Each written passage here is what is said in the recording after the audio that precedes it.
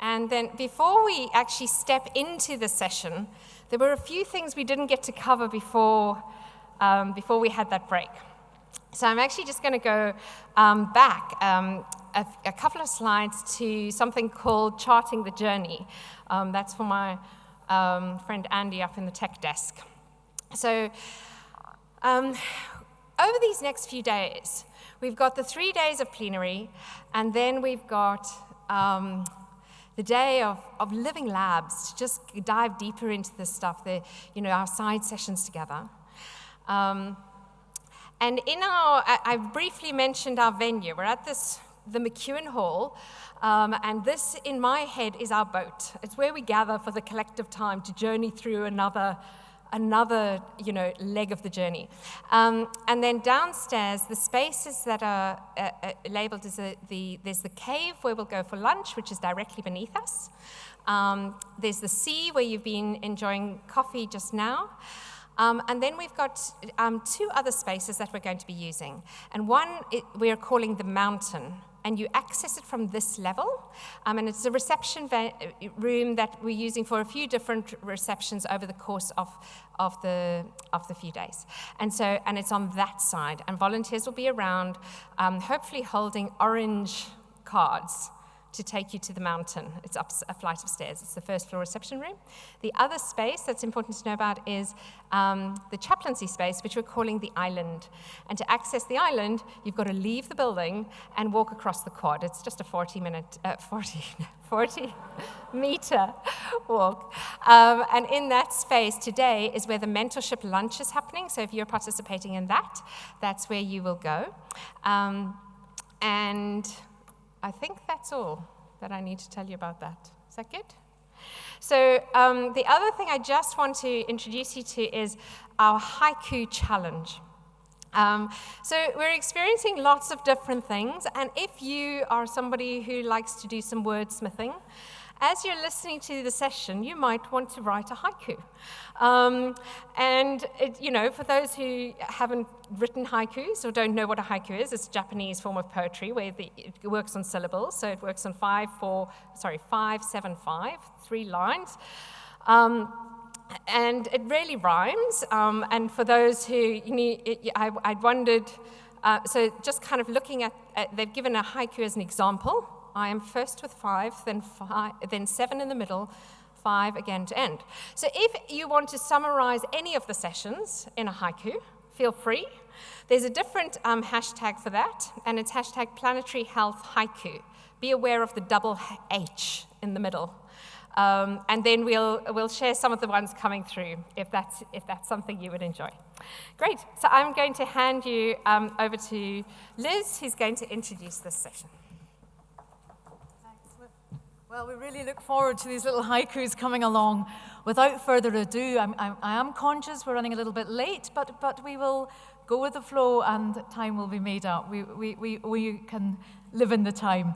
It's wonderful to have Robin here to moderate this next session.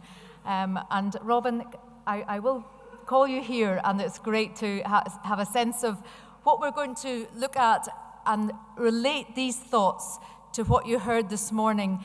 One of the key things is, what are the solutions? Who has the solutions? How do we encourage people to go with those solutions and make a difference? From now on, thinking solutions moves forward. Thanks very much, Liz, and it's fabulous to have this session as part of this conference on food and nutrition security and environmental change.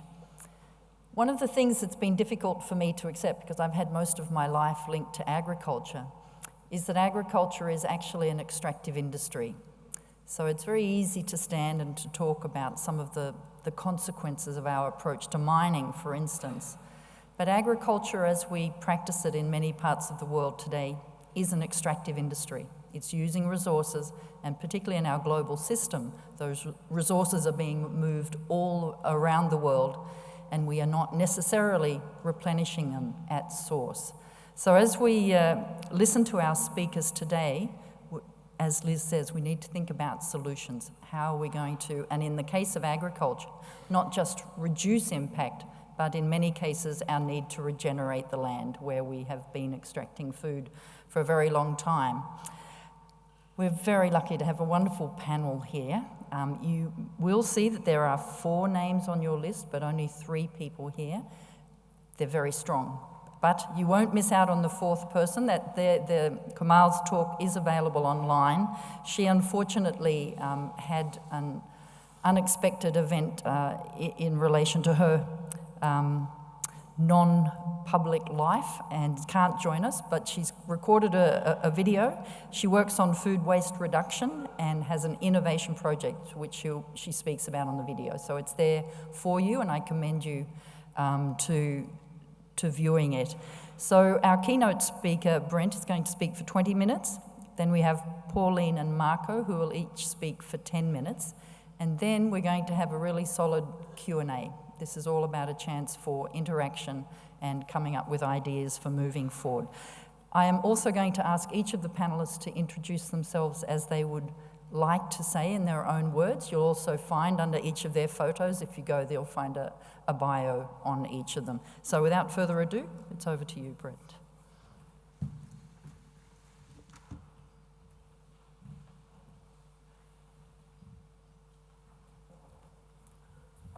Wow, what a great honor to be here.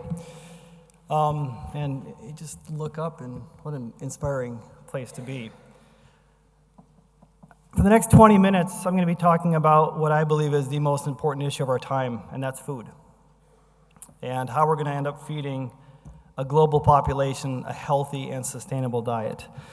Now, Marco challenged me to come up with a haiku before I came up here, and I won't be able to do that. However, I am going to draw inspiration from my 2 girls who love it when I talk about clouded leopards and orangutans, were things that I used to work on quite a bit. So I'm going to start my talk in Indonesia, where I used to work and live for almost 5 years. And Indonesia is one of the most amazing places on this planet. 17,000 different islands, 800 different languages, untold biodiversity, incredible iconic species like the Sumatran tiger, clouded leopard, orangutans. Carbon stocks upwards of 23 gigatons, and if you factor in the peat forest, probably much more than that. However, these forests, I lived and worked there for almost 5 years, are incredibly hard to find. Finding these things, you have to drive very far to actually find forests that look like this. Instead, the landscape looks like this.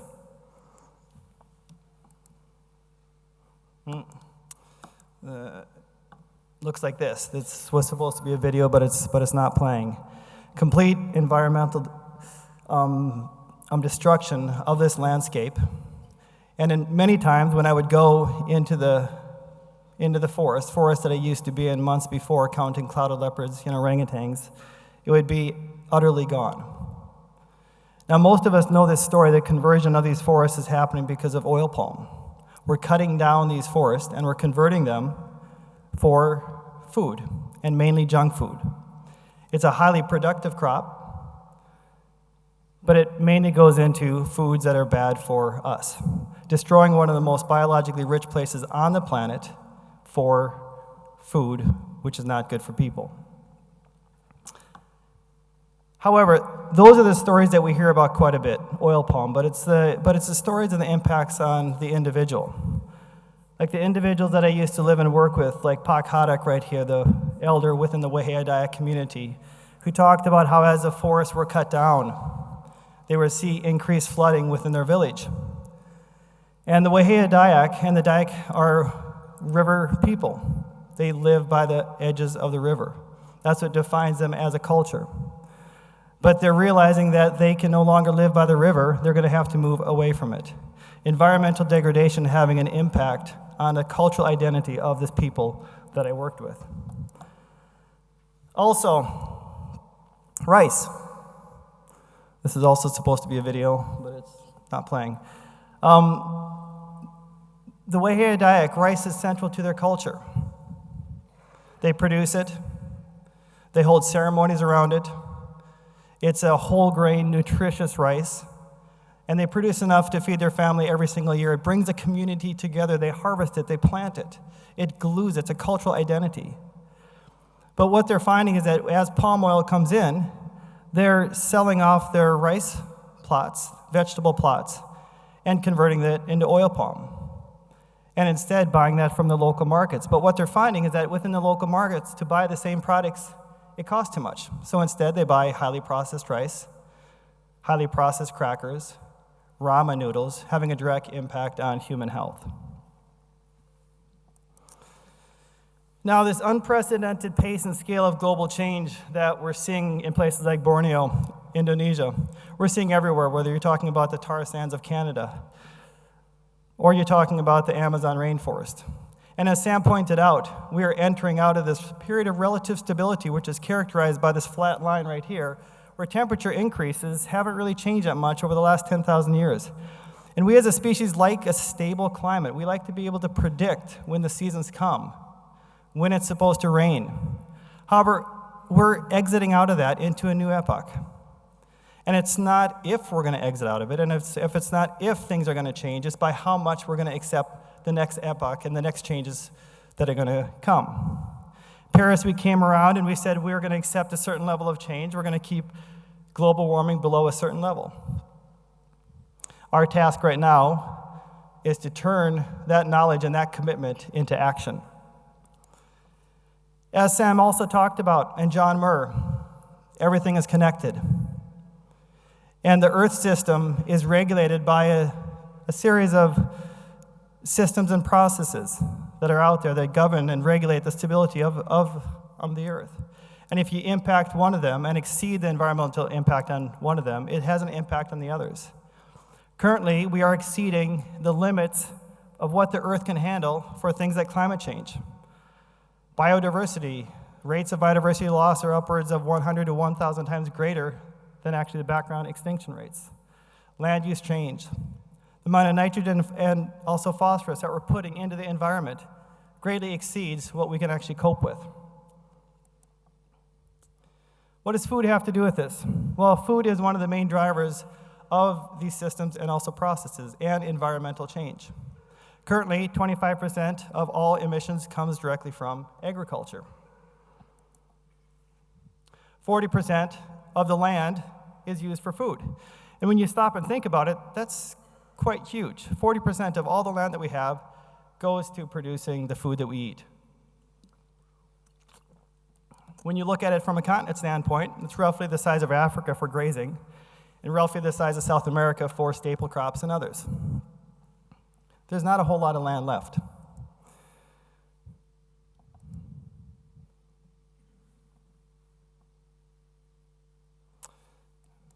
There we go. 80% of biodiversity loss comes directly from agriculture.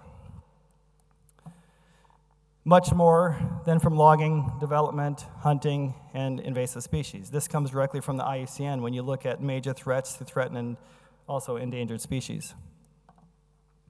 Nitrogen and phosphorus flowing in has created dead zones all over the planet, Eastern Asia, Europe, and also North America mainly, directly coming from agriculture. However, it's not just about the impact, like the environmental impacts that we're facing. It's also the health impacts that come from food. 60% of all global deaths come from NCDs, with food being the main culprit. Now, obesity rates are rising all over the place. It is an epidemic. And this graphic shows you how they've been rising since 1975. Slowly going from the white to the yellow to the orange to the red, and a new color that we had to put on here, purple. This is an epidemic, and what you'll see from this graphic is there is no place on the planet which is immune to these rising rates of obesity. It is an epidemic that we're facing. And you have places like India, which are going through a rapid dietary transition. Places like China that is also going through it. And also, even in our backyard, Mediterranean diet, the fabled Mediterranean diet, which is considered one of the healthiest diets in the world. A report was just released last week by the WHO that said that this is a dying diet. Kids are no longer eating it. Instead, they're choosing to eat the unhealthy foods that many of the world is now currently eating. So what do we do about it? What's the solution? This is what we've been working on for the past couple of years, the Eat-Lancet Commission on Food Planet Health, chaired by Walter Willett from Harvard, Johan Rockström from the SRC, the Stockholm Resilience Center. There's been about 30 of us working on it. Marco has also been working on it. And really we're trying to answer the big question is how we feed nearly 10 billion people a healthy and sustainable diet and do it within planetary boundaries, the environmental limits that the Earth places upon us.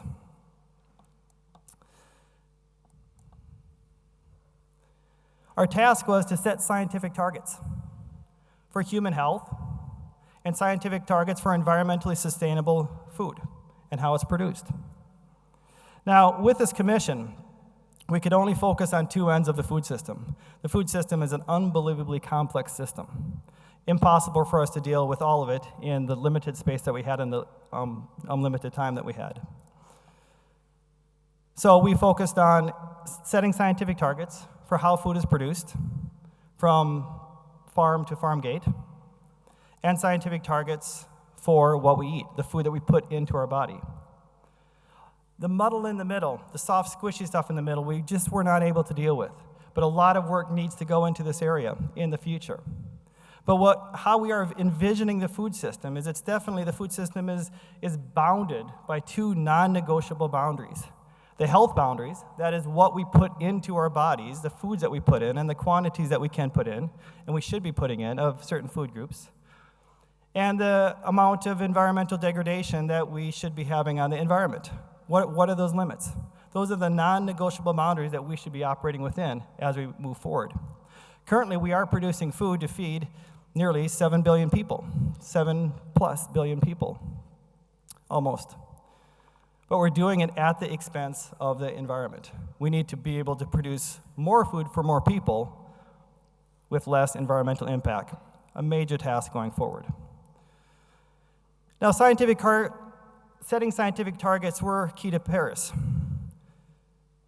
Many years, decades of work by the IPCC and climate scientists all over the world helped us identify and set the scientific targets for how we stay within the emissions of 2 degrees and preferably well below that. Roughly, we have about 800 gigatons left that we can put into the atmosphere. Emissions have to peak by 2020 and rapidly decrease after that. By 2100, pretty close to zero. And then by 2050, we have to start pulling a lot of carbon dioxide out of the atmosphere, negative emissions. This sets the pathway for how we move forward. Science was the foundation behind this, and what scientific targets allowed us to do is they allowed us to turn the knowledge into action. So now people are setting science-based targets, and I actually see quite a bit of action happening out there. Companies out there working to set science-based targets that are in line with their Paris commitments. Companies wrestling with their NDCs and trying to figure out what is our emissions budget that we can actually have out there. It is happening. The question is it happening fast enough? However, we don't have scientific targets for healthy diets.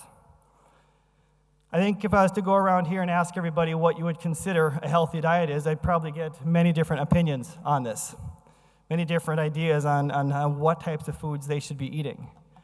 So what we're doing with this commission is we're trying to bring some clarity here in terms of what are the scientific targets for large food groups that we should be eating. The amount of whole grains that we should be putting into our body, the amount of vegetables, fruits, proteins, dairy, added fats, and others. Now you might be saying, well, how can you set scientific targets for diets? Diets are so diverse.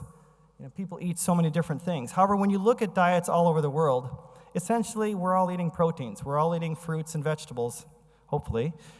We're all eating additional fats and some sort of meats. What we're trying to set is what is an optimal diet out there. How much food should we be eating, and what is the daily range that our body should accept to optimize human health? We're also doing the same for sustainable food, how we should produce it. And that is setting the environmental boundaries or the environmental limits to when we produce food, what can the Earth system take without exceeding planetary boundaries?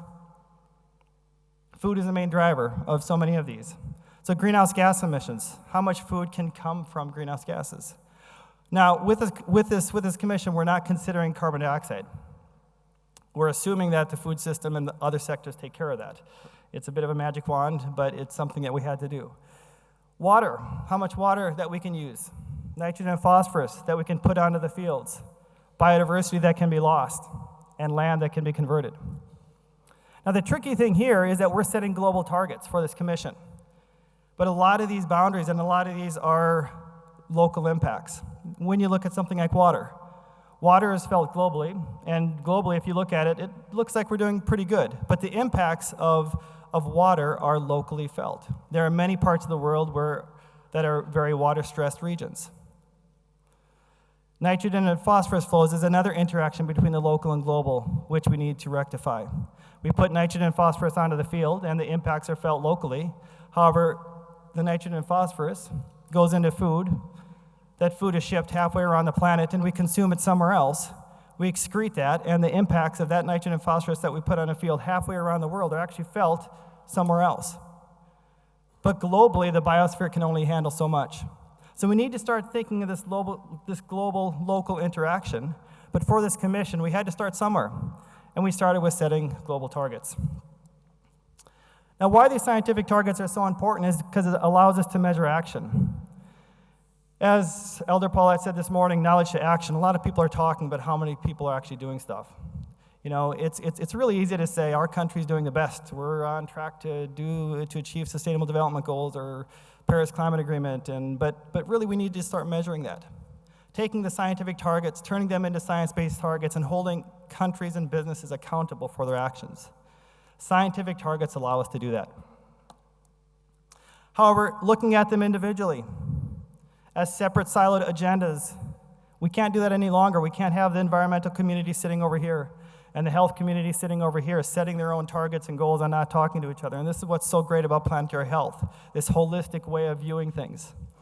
So what we did here with Marco's help is we set a safe operating space for food systems where we brought the health and the environment together into a single idea, which we're calling a safe operating space for food system, which is bounded. The lower boundaries of this are the lower amounts of food that we should be eating.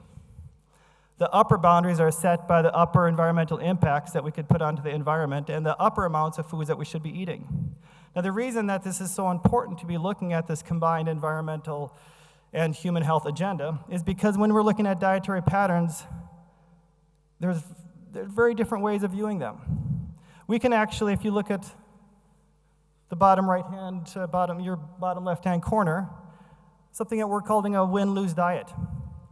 We might go to Whole Foods or other markets and buy environmentally healthy food, but they might be environmentally unsustainable, how they're produced. So we could have healthy foods, good for people, that are bad for the planet. We talk about the lose-lose diets quite a bit. Diets that are bad for people and bad for the planet. There's also lose-win diets, where we have environmentally sustainable, but they're not good for people, mainly characterized by consumption of starchy foods and starchy vegetables. What we're shooting for here is what is that win-win diet? That diet that is good for people, good for the planet, that operates within the safe operating space for food systems. However, going from that place where we are today of producing unhealthy food, unsustainable food, to the new regime, that future regime where we're producing healthy, sustainable food for everybody, is a monumental task. And the science is starting to coalesce, and some strategies are starting to emerge about what we're going to have to do to make this happen. Number one, without a doubt, we have to shift diets. We have to be eating less animal-sourced foods and more plant-sourced foods. We have to start producing not just enough food, but we have to produce food that is actually nutritious. We have to focus on that as well. We have to start managing our lands and oceans a lot better than what we are right now. If we're shifting away from consumption of animal-sourced foods and animal-sourced proteins like red meats, oceans might become a lot more important. So we better start managing them a lot better and figure out how we can sustainably produce food or fish. We don't have a lot of land left, as I pointed out earlier, so we're going to have to intensify production on the land that we have, which potentially means higher inputs of nitrogen and phosphorus and also higher inputs of water. How are we going to do that when we're already exceeding nitrogen and phosphorus inputs in many parts of the world? And also, just going back here, is that this is not going to be able to be done without coordinated action from all of us. We need civil society coming together. We need the scientific community coming together. Policymakers, business, we all need to work together here. Indigenous communities, all coming together to come to the table with solutions. And once again, that's what's so great about the planetary health movement, is this is exactly what you're doing. However, this is hard, and it's going to be extremely hard moving forward. The time frame is short.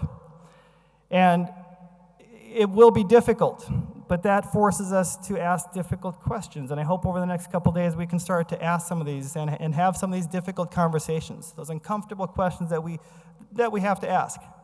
And at the EAT Forum, the Stockholm EAT Forum we're going to have on June 11th and 12th, we're going to be starting to talk about some of these. Like what I talked about before, this local to global interaction. How do we start to deal with that?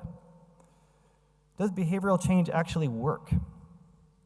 Or do we have time to allow behavioral change to happen? We're talking about having to optimize land. We have to use the land that we actually are producing food on a lot better.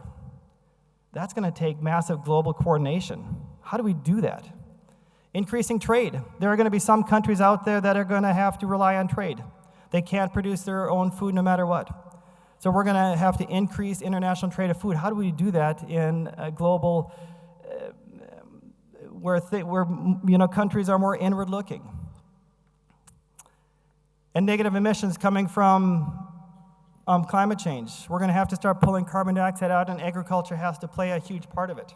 Is this possible, and how do we do it? Now, in no way with this commission, the 30 of us that have been working for the past couple of years on it, are we saying that we have the answers, that this is the answer. We really look at this as being the first step in an extremely long journey. But we have to start somewhere. And we hope the scientific targets that we set forth and that we put out there will create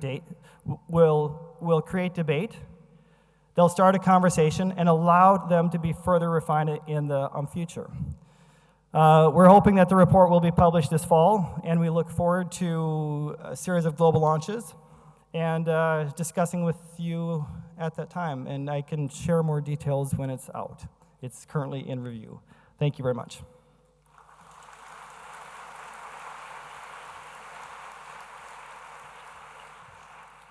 Thank you very much, Brent. That was a fabulous presentation. I love the skills of the graphics. Some of you will have really responded to that incredibly passionately. Some of you will have seen things in that presentation that make you think, well, maybe that's fine for high-income countries to be talking about that. Our situation is a little different. So what I encourage you to do is just remember those thoughts, start thinking about your questions, and we're really looking to a lively debate as we continue. So now I'm really delighted to invite Pauline to deliver her talk and to give a quick introduction as to who you are.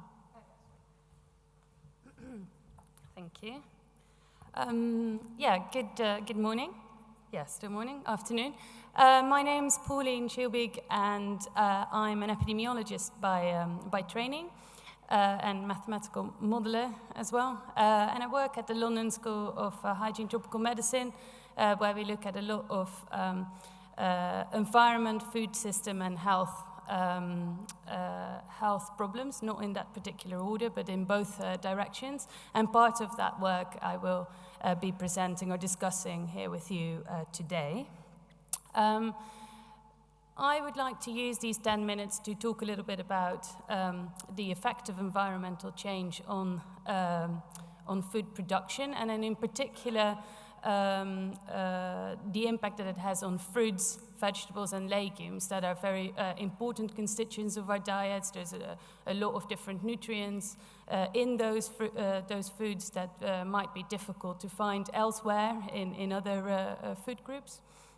And of course the relevance for food security. And I've taken Hannah's message that you cannot only say environment humanity, but you also should look at it the other way around very seriously, because at the end I'll talk a bit about solutions or potential solutions as well.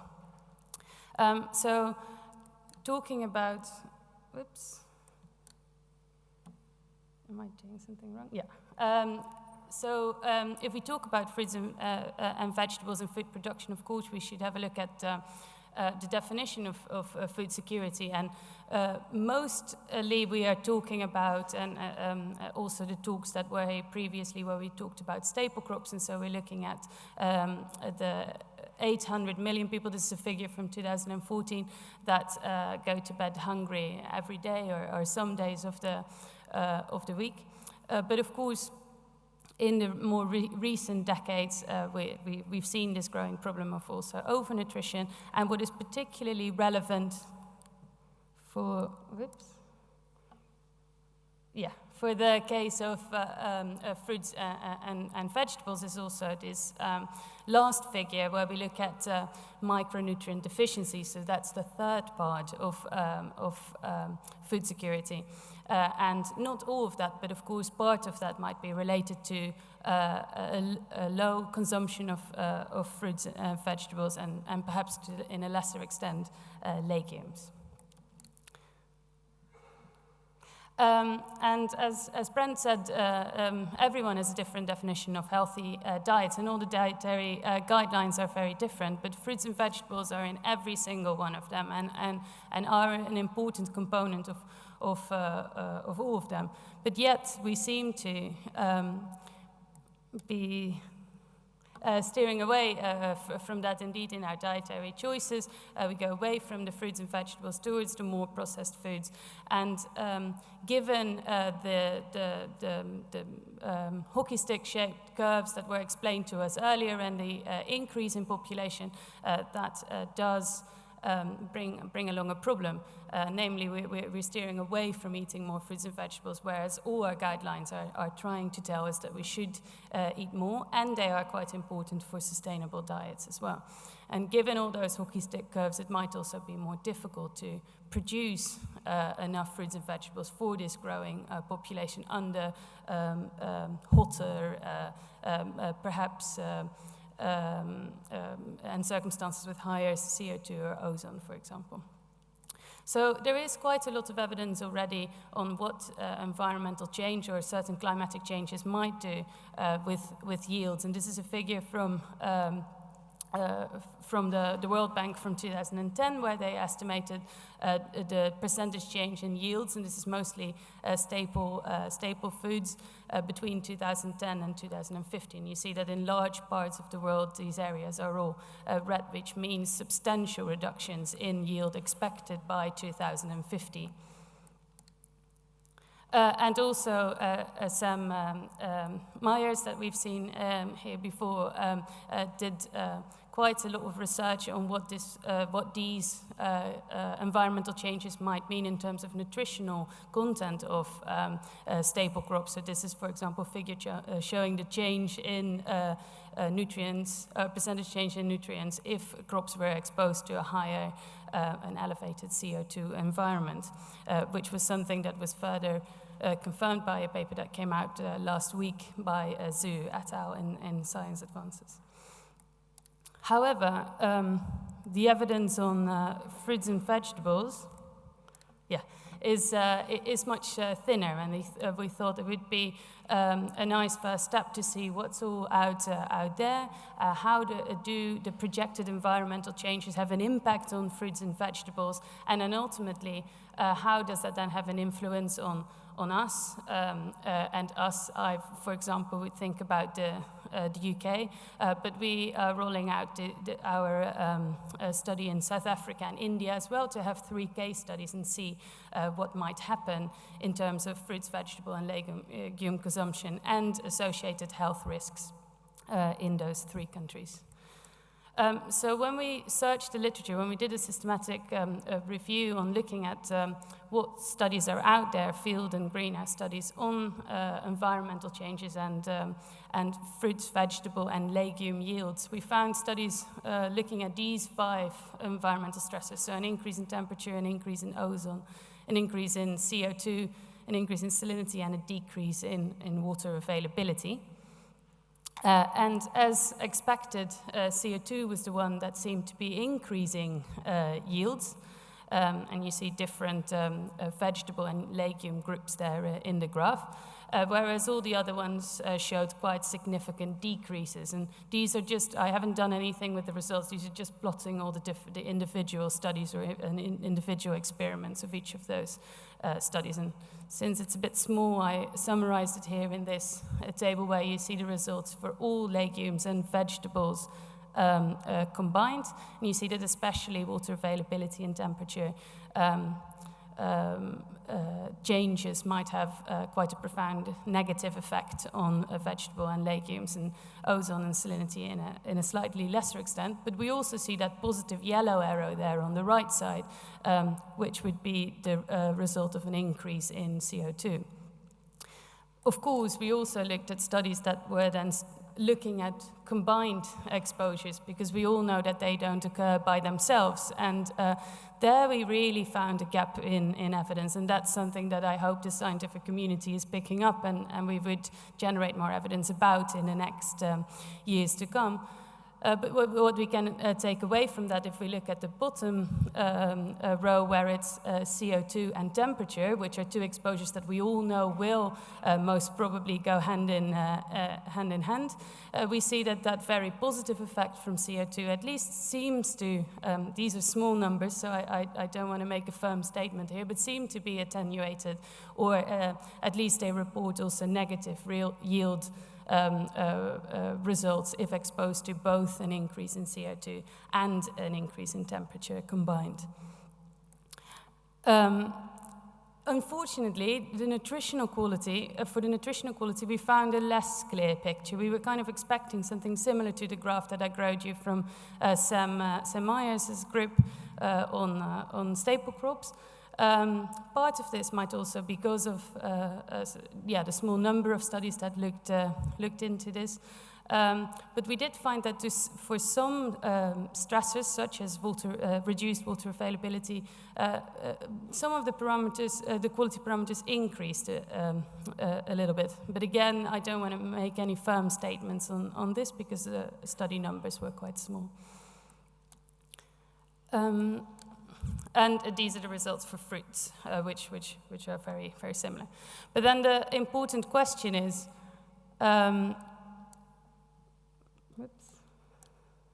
yes. So what does that mean in terms of food security? So this was the next question that we really wanted to answer. If it's more difficult to produce these fruits and vegetables and legumes, how does that impact our diets? And we developed a model where we look at different climatic changes. We have those dose-response relationships from the systematic review, and we looked at how does that then impact global food prices and ultimately national food prices. And with country-level price elasticities in different socioeconomic groups, we can then calculate how that would translate into perhaps a reduced consumption in certain groups. That is work on the construction, so I very much hope to present that to you at another time, but I did, I would like to show you if like a kind of a scenario, if there would be a 25% increase in price of fruits, for example, what sort of thing could happen. So this is an example from the UK, where you see low, middle, and high income tertiles. And so if the price of fruits would increase with 25%, you see that green bar, light green bar is going down. That is the reduced consumption of fruits. So of course that will have an impact. In higher income groups, even a bit more than in lower, but that's maybe because they were eating more fruits in the first place. But what is also interesting in this figure is that the dark blue bar that you see going up is that of sugar-sweetened beverages.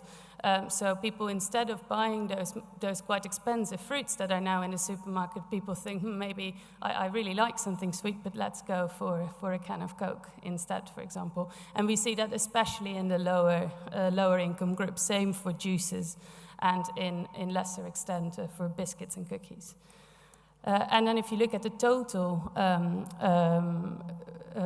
fruit and vegetable purchase, if you had a 25% increase for both fruits and vegetables, you see that the purchase, especially in the most deprived groups, then dips below 400 grams per person per day, which is the purchase. So of course consumption is yet a little bit less. So then to finish,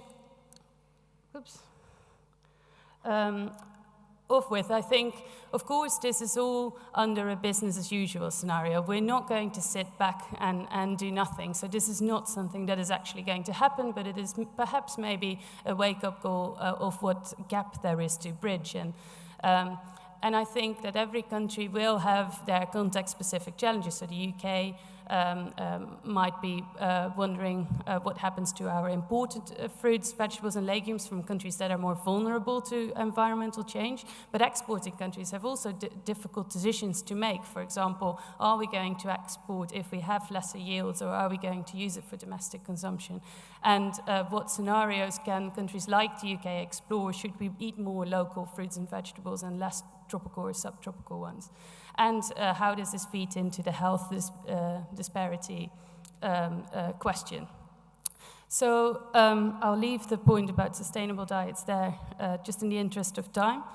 But I just wanted to say, because I wanted to end on a positive note, so what are we going to do about it? And of course, we are doing lots of things about this already. And it will just require a very active approach throughout the whole food system, and some of these issues Brent has and the previous speakers have already mentioned. But there are lots of initiatives to try and get people to eat more sustainable diets. That, of course, will have an impact. The SDGs will try to keep us into limits of certain environmental changes. But also in the agricultural sector, we see a lot of technological advancement, climate smart vegetables, for example, that can grow well in low water circumstances. You can think about vertical agriculture and all kinds of other climate-smart agriculture that is taking place in the field. And I could fill this whole slide up with many more things, but I think it would be important to see how we can combine these things, really have a food systems approach to tackling this problem. And I hope that this work that we've done on fruits and vegetables is a bit of a wake-up call and a start for further discussions. Thank you.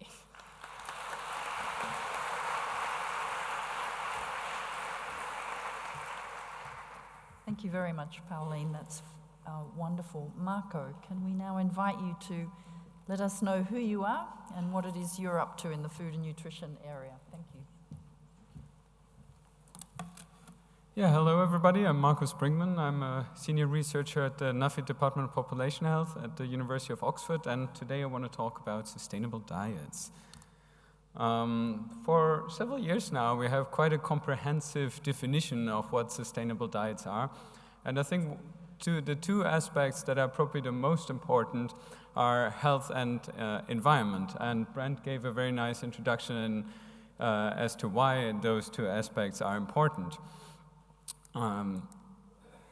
So I think we are sort of at the end maybe of the first generation of sustainable diet research, and the first systematic reviews of the literature are appearing. But for the most part, the literature has been dominated by national case studies which use very different reference diet, environmental footprints, scenario designs, all of which made it very difficult to compare and really distill sort of some general conclusions out of the literature. At the same point, there used to be and still is a predominant focus on greenhouse gas emissions in terms of environmental impacts, and very little on, for example, crop use, water use, although that might be important too. And finally, the health impacts are very often not really explicitly analyzed beyond just reference to national dietary guidelines or directional changes in nutrient levels. So we thought we try to fill some holes in that literature and do a combined and hopefully consistent analysis of the health and environmental impacts of dietary change towards sustainable diets for 158 countries. In order to do that, we put together a coupled modeling framework, which consists of nutritional analysis based on the genus data set and USDA, in comparison to global nutrient guidelines. It consists of a mortality analysis based on comparative risk assessment done with the Oxford Global Health Model, and an environmental analysis that consisted of country-specific footprints for greenhouse gas emissions, cropland use, freshwater use, nitrogen application, and phosphorus application. And part of that was done for the Eat Lancet Commission as well. So we used the country-specific footprints for this study too. We looked at 3 different dietary change strategies that one might think about using to go towards sustainable diets. And those really reflect different entry points into the literature.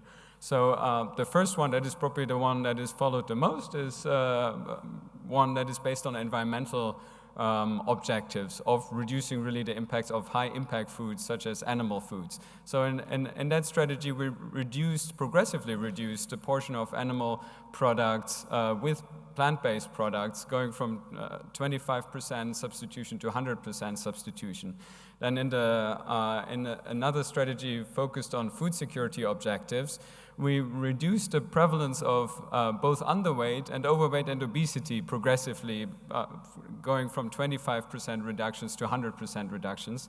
And then finally, in a sort of comprehensive public health strategy, we looked at balanced dietary patterns and what adoption of those could do. And for that, we used energy balanced varieties of healthy diets developed for the Eat Lancet Commission on healthy diets from sustainable food systems, in particular flexitarian diets, pescatarian diets, vegetarian diets, and vegan diets, all regionalized according to different tastes of grains, for example, and animal products in different countries.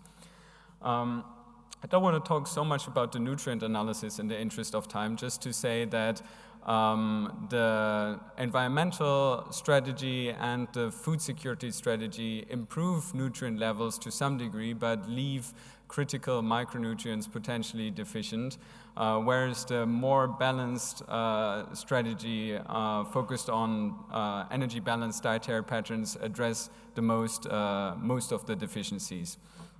What I want to focus on instead is the mortality analysis and the environmental analysis. So what you can see here are changes in premature mortality, and on the very right are the scenarios on improving weight levels. You can see that could result in a reduction in premature mortality of just about 10%, tiny bit more. Most of it comes from reductions in obesity, followed by reductions in underweight. Then if we move towards the middle ones, that is the trajectory of replacing animal products. There we get a similar total reduction in premature mortality.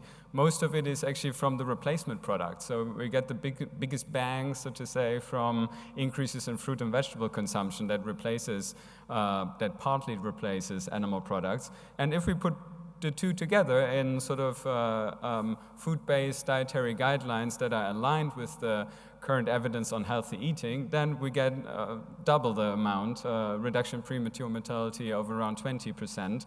And in addition to the food groups that were present in those two previous approaches, we also get health benefits, for example, from increased nut consumption. If we pair that with the environmental footprints, we see that the strategy of improving weight levels moderately reduces environmental pressures on all those 5 domains that we looked at. Part of the reason is that there is much more overconsumption than underconsumption. So globally, you see the impact of reducing energy intake that has a beneficial impact on resource use. In the environmental objective trajectory, you see a very large decrease in greenhouse gas emissions aligned with that objective, but you also see an increase in water use that comes about due to increased demand for legumes and vegetables, which are fairly water intensive.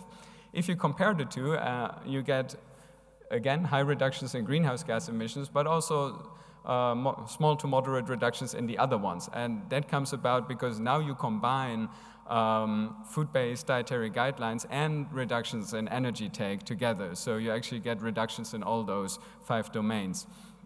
I want to pick out some regional results, and maybe I just go here to the flexitarian scenario.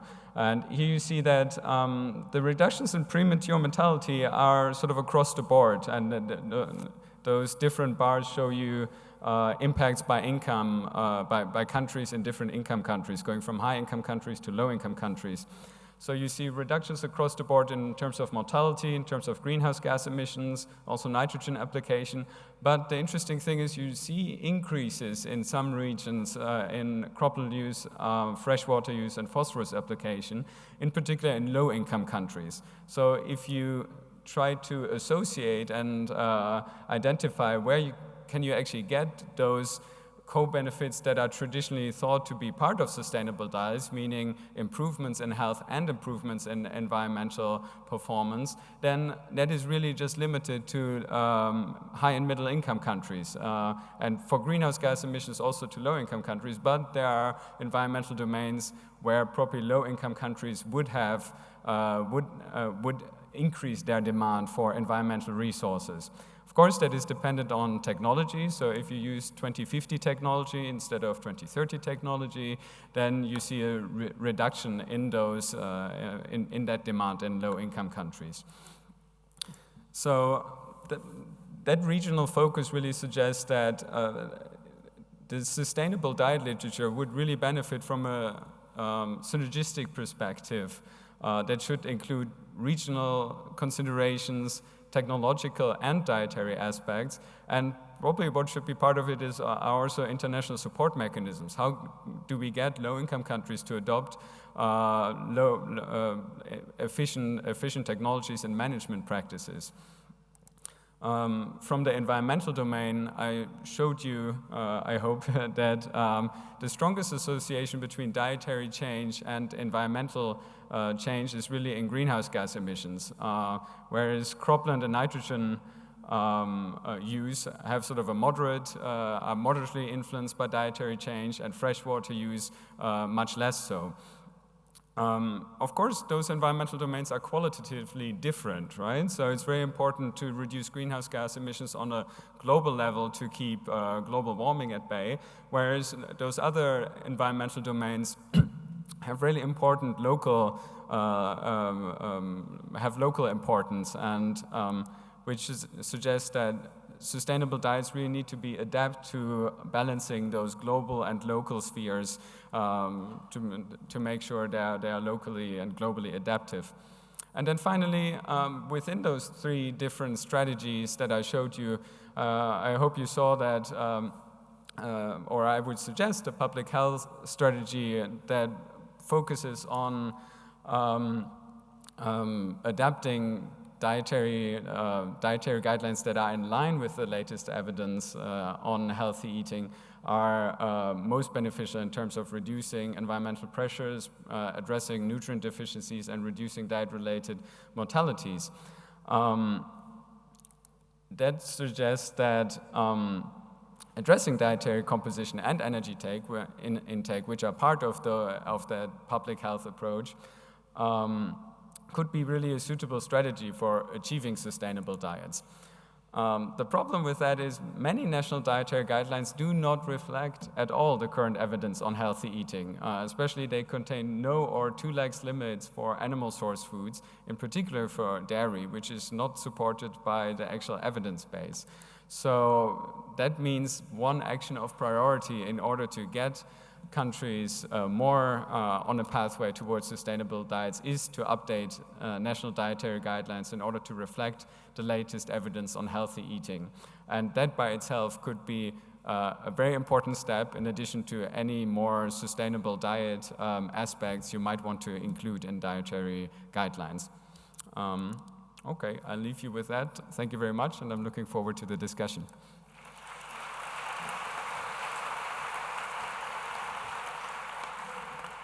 Thanks very much, Marco. As I mentioned, Kamal's video is available online. I really commend it to you.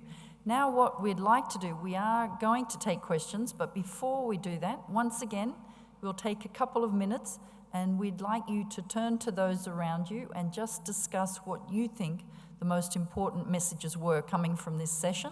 And then after 2 minutes, I'm going to ask people to come forward who wish to ask questions. We have microphones on both sides. Please introduce yourself, and then the panel is happy to take questions. So 2 minutes for you to reflect and digest.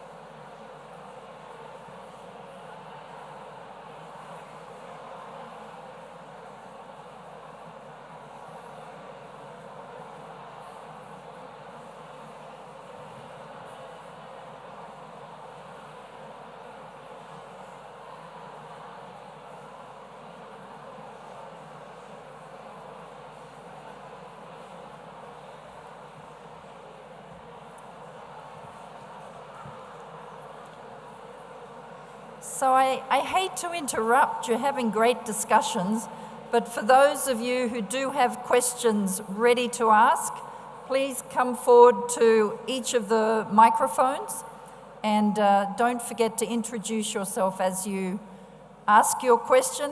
Food can be a very tricky subject with people holding very firm views, but this is an audience where everyone should feel free to be able to share their views and to have their view heard and responded to. So I think, I'm sorry, I'm just going to start on my left. I'm left-handed. Yeah, ladies first.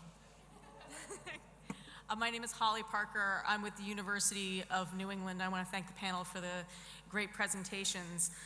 I was curious, did either the Eat Lancet Commission or any of the other work that you all looked at consider how sustainable aquaculture and sustainable harvest-based production of fish and sea vegetables could take the pressure off the remaining land and for food production or support the development of sustainable diets. It seems like the oceans are a key piece to food security moving forward. Not specifically, but when we're looking at the shift towards protein sources, we know that oceans are going to be a very important part of the picture, and that if we're going to feed 10 billion people a healthy diet and meet protein requirements, that aquaculture is going to have to play an increasingly important role. But we did not get into the specifics about sustainable aquaculture. I think that is a research area which needs a lot of work. It's a very exciting research area. And whether it's ocean-based or land-based, and how sustainable can it be, and CO2 emissions and everything else, there's quite a bit of debate on that, but not specifically, but just to say that it is an extremely important aspect of research. Does anyone else want to respond? No? Lovely. Now we'll go over to our right-hand side, my right. I am Mahbub from ICDDRB Bangladesh. All this presentation are really rock. My question, it might be layman question. Many people, they don't have their daily diet. Many people, they don't know which one is healthy diet. And many people, they eat their diet which is contaminated with pesticides, with arsenic, lead, and many other things. So how we will ensure healthy diet which contributing to morbidity as well as mortality?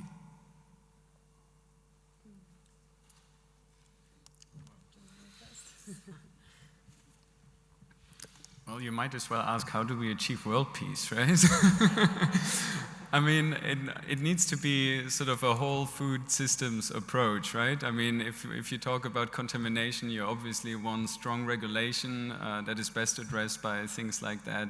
If you talk about how do we make sure people eat healthy diets, then again, it needs action across the whole food chain. It needs good adaptive dietary guidelines. It needs businesses offering healthy foods. It needs consumers demanding those. It needs the right price incentives so that it's easy to eat healthy and sustainable foods. So only if we really have a whole complex system of incentives and regulation can we get to a place where we actually eat healthy and sustainably, I think.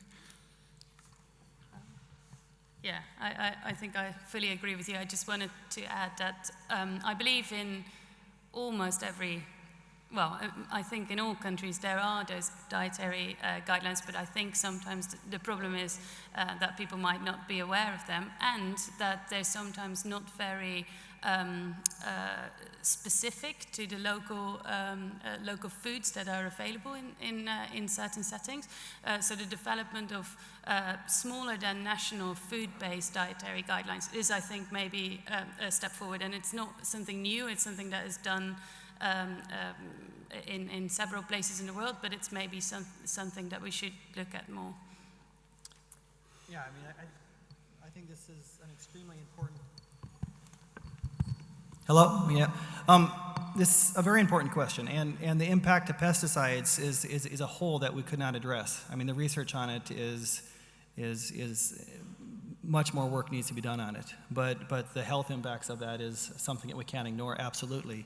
But your question to raising dietary standards in places where people aren't eating enough, with this report, and we're not saying that we're not ignoring those aspects of the world. What we're saying is that our objective is all about equality. It really is healthy and sustainable diets for everybody on this planet. That means that in some places we need to lift the dietary quality. How that's done, whether it's through behavioral change or regulatory measures, is up for debate, and discussion.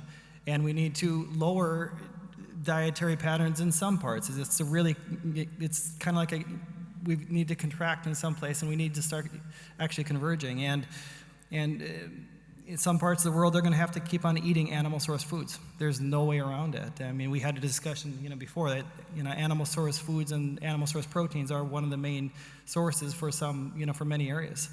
And we're going to have to accept that and figure out how to do that globally as we continue to add more and more people. So we now have 4 people who have really important questions to ask, and we have just a few moments. So what I would like to do is, we want to hear these questions. I would ask that for the panelists, just one of the panelists will respond to each question. They're also incredibly generous people, so if we do run out of time, please come up and chat with them afterwards. So, our next question. Hi, my name is Enrique. I'm from Brazil, and I'm with the World Organization of Family Doctors. And my question is about the Eat Lancet Commission. Very interested in that. Have you tried any models with permaculture or agroecology or anything like that?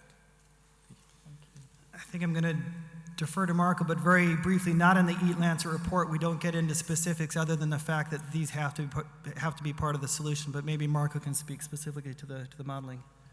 Are we taking all the questions first, or? Well, so we took into account very sort of general changes in yields that are possible due to changes in management.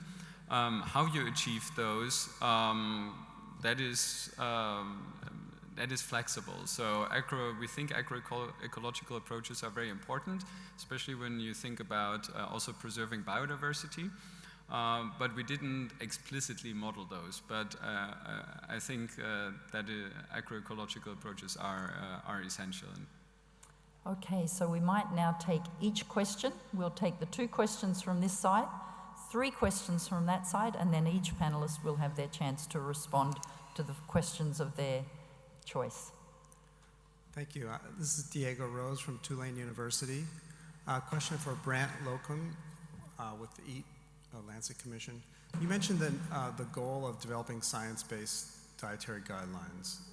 We have science-based, or supposedly science-based dietary guidelines from throughout the world that are, you can go on the FAO site and look at those.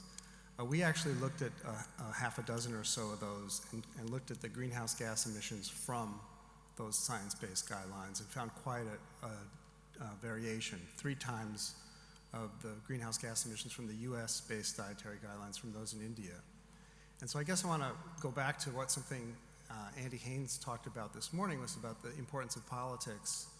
I wonder if you could talk about, in developing the science-based guidelines, the role of politics and political science that comes to bear in getting agreement on what those guidelines should look like. I mean, we have the same human organism throughout the world, and yet 3 or 4 times difference in environmental impact of guidelines, all designed to meet those needs. Thank you. Jonathan? Yes, Jonathan Pants, University of Wisconsin. I think that we really need to be thinking outside of the box. I think we're looking at sustainable land-based crops, and we're looking at better ways to grow protein as far as animal protein and fisheries. I have not heard any talk about something even more sustainable, which is entomophagy, eating insects. And 2 billion people around the world rely on their protein with insects, and there's new studies there. So I think that's something I'd like to hear about. Thank you. We now have 3 questions over from my right. Hi, it's Anne McMahon from University of Wollongong, Australia. It's very similar to the question I just heard a bit before.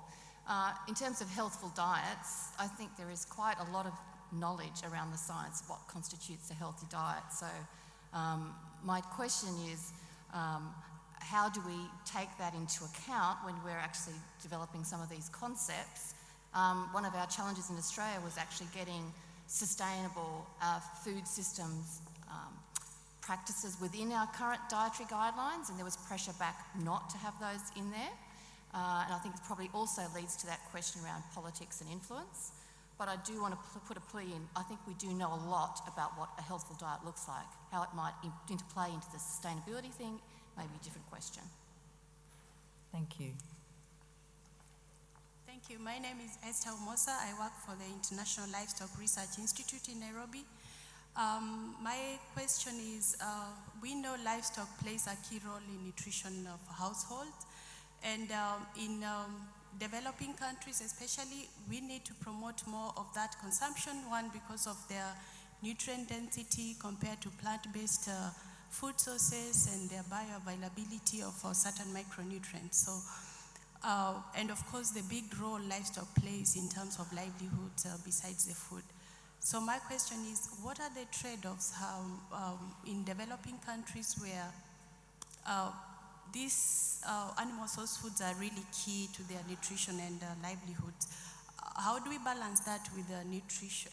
With the environment? How do we produce that within the planetary boundaries? I'm struggling with that, and I'm saying that as a vegetarian enthusiast. Thank you. And our final question. My name is Sabine Gabrisch from Heidelberg University in Germany. And I wanted to raise the issue that we all agree that there should be more fruits and vegetables, but I think it's really important to see what are these, like what varieties are there, because the same apple or same banana may have 100 times different nutrient content, so it's really important for health, and also how they are produced. Like, what are we assuming in these models? That they're produced like in southern Spain, where you have whole landscapes under greenhouses and slave-like conditions of work, or like in Holland, where it's super efficient with the water, etc., or they're like more on small-scale farming or community land, where you have apple orchards, which have high biodiversity. So it's not one thing, and it would be really cool to put that into the estimations and not ignore that somehow, I hope. Thank you very much. Shall we start with Marco and work our way back? Your chance to respond. Thank you. Sure. Maybe I also work my way back. Yeah, I totally agree with the comment on different production systems of fruits and vegetables. That's very important. What we included in the modeling is different colored fruits and vegetables according to dietary guidelines broadly. So we divided between red and orange, green leafy vegetables and others to get sort of a balanced nutrient intake there. That is the most we did. There is really a scarcity of good data on different fruits and vegetables. So if any of you is working on fruits and veg and data on it, please work more. Or get into that subject and start research on it. The livestock question. Yes, at the moment, livestock is essential in certain settings. I absolutely agree with that. What is also clear that globally we should rather be at a peak livestock instead of increasing livestock. So the question is for greenhouse gas emissions particularly. So the question is really, how do we get on a sustainable pathway of that? And I would say in low-income countries, livestock is very often used as assets, and they keep livestock and use actually almost as a capital investment. So very often that is actually not consumed. So what would make maybe more sense is trying to develop food systems in a sustainable way, that you get a variety of foods that would improve nutritional status. Insects, yeah, it's interesting. It's a novel food. I would question a little bit how fast that can be rolled out at scale. People usually don't want to consume it. You can mix that you can make insects into flour, and it has been discussed that that would contribute to protein intake. I would say to that, protein intake is really not a problem in most regions. So, and there are plenty of protein sources. For example, in the UK, the #1 protein source is wheat, believe it or not. So I would say there are lots of protein sources, including legumes, that are readily available where you don't have a yuck factor and that you don't need to make into flour. So I'm skeptical about insects. Lastly, dietary guidelines and science-based targets. There were 2 or 3 comments to that. I would say the dietary guidelines we have at the moment are exactly not science-based. They are based on political processes. The documents that are put out by the FAO and WHO are not science-based. Most of them, they come out of political deliberations. If you look at what would be in line with well-conducted long-term epidemiological studies, then the guidelines that come out of those would be very different in most cases than national food-based dietary guidelines. And I would encourage that we move towards a real science-based approach and set guidelines according to those epidemiological studies. Thank you. I would like to answer the last 2 questions. one was about the production system. Yes, that is an important point, as I can only echo what Marco was saying. But the main problem is that the data is not available about those. It's very hard to put that into your model. So there is ways how to go around it a little bit. So, for example, we split it up in certain climatic zones, soil types, which were available. But yeah, you indeed have to go with the data that is there. But it's absolutely a limitation in the models. And as Marco was saying, if there is anyone out there that would like to compile and mine all that data, we would be very interested. And then the second, the question from Esther, from Ilri, is of course an important one, and I think this is one of the main points where also people within our field are differing in an opinion of. And what I wanted to say is that I don't really want to go into the question of whether or not there are certain settings where a higher animal source foods might be beneficial for health, but I just wanted to point out a piece of work that we've been doing. Well, I'd say we, mostly my colleagues Francesca Harris and Rosie Green, that looked at shifts in Indian diets. So they found 5 different kind of main patterns in India. Which, for example, was mostly rice, and another one was more meat and fruits and vegetables, for example. And then they said, okay, if we want to overall, for everyone together, reduce the water footprint with an X percentage, how? And if we would like to, people to stay close to the diets that they're eating, because people don't like a very rigorous change, how can we change those diets minimally? But collectively get to that, I believe, 30% reduction in water footprint given a certain population increase. And that was possible. So it did mean that some people, especially those on a very low diverse diet, their water footprint went up a little bit. But luckily that was accounted for by people that had diets with a very high water footprint and were able to kind of cut back, for example, on animal source foods. So that, and in India it was also mostly staple crops, but that worked out. So it doesn't mean that it's always an impossibility of societies that might benefit from higher consumption of animal source food and this quest of reducing environmental footprints. So I'm going to ask Brent to give a summary of a summary, because we still need to hear from Wendy, and then we're going to evaluate the sustainability of our lunch when we go downstairs. I'm just going to very briefly comment, and I mean, it's going to be woefully insufficient here, but these are great questions, and I think these questions highlight the fact of just how controversial the topic of food becomes. We all feel such a personal connection to it, and it raises such difficult questions, and that's what I love about this topic. But speaking to the politics and science-based targets, just very briefly, I just want to point out the difference between scientific targets and science-based targets. And when you look at Paris, the 2-degree target is a science-based target that came through negotiation, political processes, but the scientific target is really much lower than that. It's 1.3 to 1.5. That's what the science is saying that we should be shooting for. 2 degrees is a political consensus and political will, and I think when we're developing these dietary guidelines in many countries, we could call them science-based to some extent because they're developed through negotiation, collaboration, but they're not necessarily scientific targets. What we're saying with the E-Lancet report is what is the best science out there, and we've gone and we've assessed the science and saying, what is the science telling us? We aren't really coming up with anything new. This is really like an IPCC AR report saying that we're assessing the landscape and then presenting it out there. So really nothing that we're presenting is going to be shocking.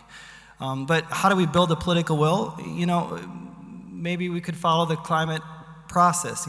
Maybe we need some kind of international IPCC for food, some kind of international bringing bodies together to bring scientific consensus to this, to start the deliberations. The UN is a very slow process, and is that the most efficient way of dealing with it, or are there other thinking outside the box type of mechanisms that we can use? But relying on individual countries to do it by themselves, I think, is possibly not going to work. So as Wendy comes up, please join with me in thanking our panels, and we look forward to continuing the discussion. Thank you.